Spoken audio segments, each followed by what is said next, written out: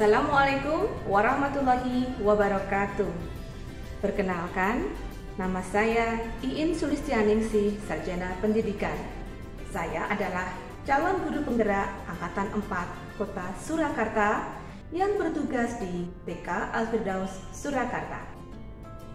Pada kesempatan kali ini, saya akan membawakan koneksi antar materi, di mana materi pada saat ini yang saya dapatkan adalah 2.3 tentang coaching. Akan coba saya hubungkan dengan dua materi sebelumnya, yaitu pembelajaran diferensial dan pembelajaran sosial emosional. Peran saya sebagai penuntun atau sistem AMOM atau bisa kita sebut seorang coach di sekolah adalah seperti ini.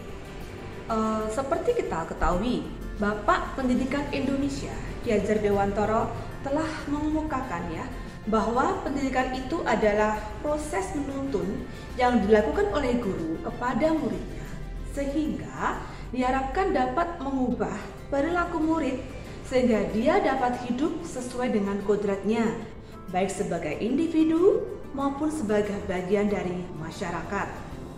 Nah, proses menuntun tersebut dapat dilakukan oleh guru. Salah satu caranya adalah dengan melakukan proses coaching.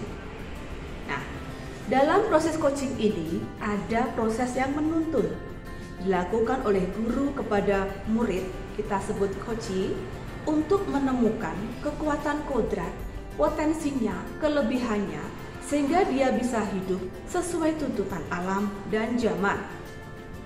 Dalam proses coaching ini, guru sebagai pamong, dia akan mengajukan beragam pertanyaan efektif dan reflektif untuk menggali segala potensi yang dimiliki murid dengan tidak memberikan solusi, tetapi lebih ke mengarahkan murid itu untuk mencari solusinya sendiri.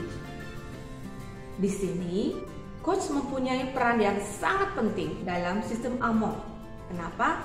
Karena sebagai seorang pendidik, dia akan menuntun anak didiknya dengan melakukan pendekatan melalui proses komunikasi. Nah, sekarang komunikasi yang seperti bagaimana yang diharapkan dari proses coaching ini? Tentu saja, dalam proses coaching diperlukan suatu komunikasi yang dapat membangun kenyamanan. Nah, bagaimana cara membangunnya? Nah, guru nih harus pandai-pandai menciptakan rasa aman dan lingkungan juga harus nyaman sehingga murid akan percaya kepada guru. Dia akan berusaha mengungkapkan tanpa ada paksaan dan beban dari siapapun. Nah, tentu saja ketika timbul rasa nyaman seperti ini, antara guru dan murid akan timbul rasa saling percaya, saling menghormati dan menghargai di antara mereka bersama. Kemudian, seorang coach atau guru akan memberikan beragam pertanyaan yang dimana pertanyaan-pertanyaan ini secara tidak langsung akan mengungkapkan apa saja potensi dari murid, apa kelebihannya, apa prestasinya, mungkin juga kelemahan-kelemahan. Namun di sini titik dari coaching adalah mencari nilai plus, mencari apa sih keunggulan kelebihan dari siswa ini. Dia pasti mempunyai potensi terpendam. Dia pasti mempunyai sebuah titik yang akan bisa bersinar di kemudian hari. Nah, tentu saja ketika murid akan menjawab pertanyaan, guru harus kembali memberikan pertanyaan. Dengan pertanyaan kemudian dijawab, guru akan menggali. Jawaban murid itu akan digali kembali sampai murid itu sadar bahwa dialah penentu solusi atas permasalahannya sendiri. Jadi, dalam coaching ini memang tidak ada seorang coach yang memberikan jawaban atau solusi atas pertanyaan atau permasalahan seorang coachee. Tetapi, coachee sendirilah yang akan menemukan solusi dari permasalahannya sendiri.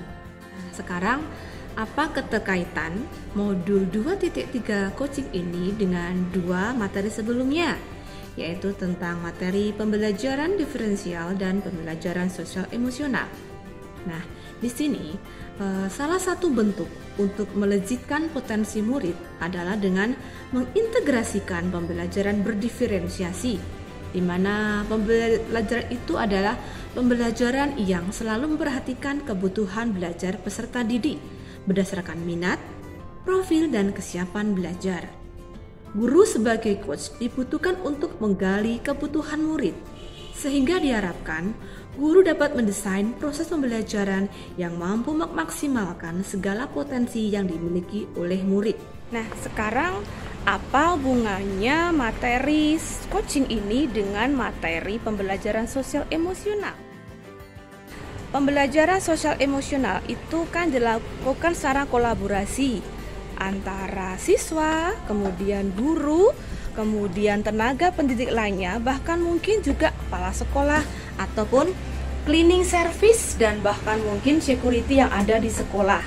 Sehingga diharapkan di sini mereka semua itu akan mempunyai pengetahuan yang sama, keterampilan yang sama. Nah, seperti kita ketahui ada 5 keterampilan dalam pembelajaran sosial emosional. Yang pertama adalah keterampilan untuk pengelolaan diri. Yang kedua, keterampilan untuk kesadaran diri. Yang ketiga, keterampilan untuk kesadaran sosial. Yang keempat, keterampilan melakukan relasi. Dan yang kelima adalah pengambilan keputusan yang bertanggung jawab. Nah, diharapkan dengan mereka memiliki kemampuan dalam kelima keterampilan tersebut, mereka akan bisa menerapkan dalam proses coaching yang tentu saja terkadang itu dilakukan tidak menunggu adanya masalah, tetapi dilakukan ketika memang guru melihat ada sesuatu yang perlu diselesaikan. Dan jangan lupa bahwa dalam proses coaching ini guru tidak menjadi pengambil solusi, tidak mengambil keputusan, karena di sini adalah seorang coach sendiri yang dia akan mengambil keputusan atau solusi, atau dia akan mengambil jawaban sendiri dari permasalahan yang dia hadapi. Demikian adalah koneksi antar materi proses coaching dengan materi pembelajaran diferensial dan pembelajaran sosial emosional. Are you ready? Bismillah, saya siap menjadi seorang coach. Salam guru penggerak, merdeka belajar. Wassalamualaikum warahmatullahi wabarakatuh.